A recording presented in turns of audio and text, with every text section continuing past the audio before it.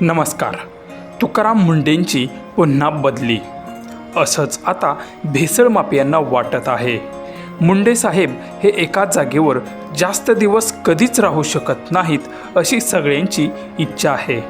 सविस्तर वृत्त पुढे पाहणारी चॅनलवरती तुम्ही नवीन असाल तर आपला RG मराठी न्यूज चॅनल जरूर सबस्क्राईब करून घ्या. अन्न व औषध प्रशासन आयुक्तपदी नियुक्त झाल्यापासून तुकाराम मुंढे यांनी राज्यभर भेसळखोर आणि नियमभंग करणाऱ्या विरोधात धडक कारवाई सुरू केली आहे. अवघ्या काही दिवसात कोट्यावधी रुपयांचा भेसळयुक्त माल जप्त करण्यात आल्याने अनेक व्यावसायिकांमध्ये मोठी खळबळ उडाली आहे.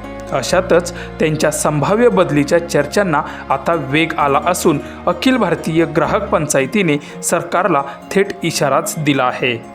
अखिल भारतीय ग्राहक पंचायतीचे केंद्रीय कार्यकारिणी सदस्य विजय सागर यांनी सांगितले आहे की तुकाराम मुंढे यांची कारवाई ग्राहकांच्या हिताची असून त्यांना पूर्ण पाठिंबा आहे.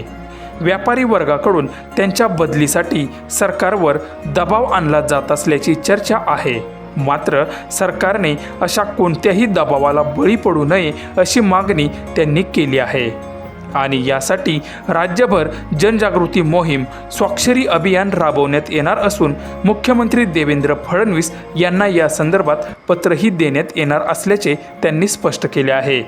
तसेच या विषयावर चर्चा करण्यासाठी मुंढे यांची मंत्रालयात भेट घेणार असल्याची माहितीही त्यांनी दिली आहे.